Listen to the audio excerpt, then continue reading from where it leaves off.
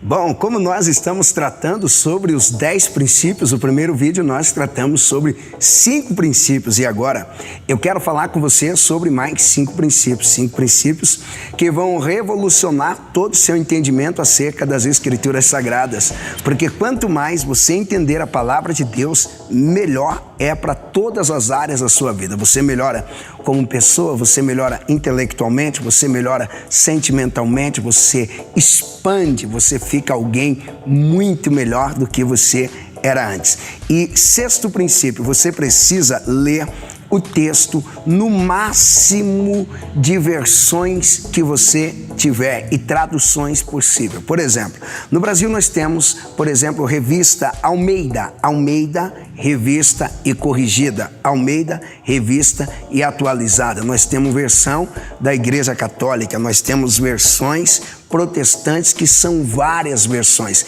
Então a Bíblia na linguagem de hoje, a NVI, versão King James, busca todas as traduções que você puder, vários tipos de Bíblias.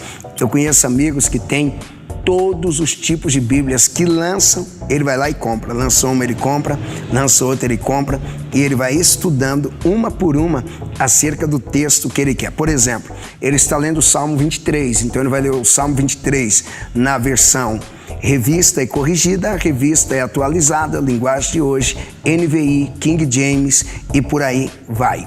Depois é muito importante o 7º princípio, que você tenha apenas um estilo quando você lê o texto. Aliás, você procura um único sentido em cada texto. Por exemplo, você está lendo o Salmo 23 e o sentido é sobre os cuidados pastorais, você continua.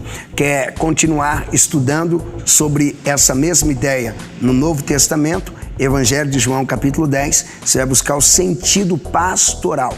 Você vai para Lucas, capítulo 15 e vai buscando o sentido pastoral. Um único sentido em cada texto que você está estudando, isso vai te ajudar muito. E lembrando o 8º princípio, esse 8º princípio é um princípio magnífico, maravilhoso, é que o trabalho de interpretação bíblica, ele é científico, então você precisa estar desprendido de qualquer preconceito. Não pode ter preconceito. Como ele é científico, você vai conseguir ver muita diferença entre a cultura brasileira e a cultura da época que o texto bíblico foi escrito. Os tempos de Moisés, os tempos de Jó, o tempo bíblico dos juízes, o tempo dos profetas, o tempo do cativeiro, o tempo pós-cativeiro, o exílio, pós-exílio. E lembrando também de outro detalhe, período interbíblico, você precisa fazer uma análise científica. Não tem eu acho. O eu acho não cabe aqui. Aí eu acho que esse salmo trata isso. Eu acho que o Evangelho de Marcos trata daquilo. Achismo não funciona.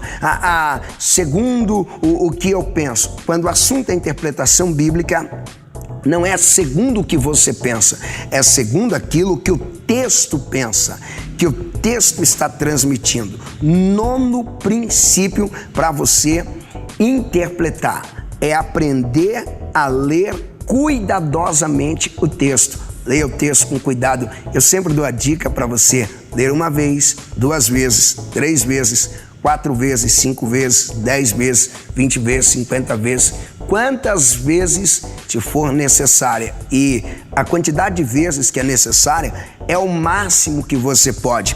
Isso faz toda a diferença, você aprender a ler o texto. E quando você ler o texto, você precisa ler o texto fazendo perguntas.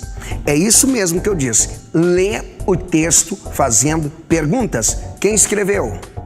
Qual o tempo e o lugar em que escreveu? Por que escreveu? A quem se dirigia o autor? É normal você ver muitas pregações onde a palavra foi dirigida a um grupo e ele leva a palavra como se fosse para outro grupo. Vou dar um exemplo claro.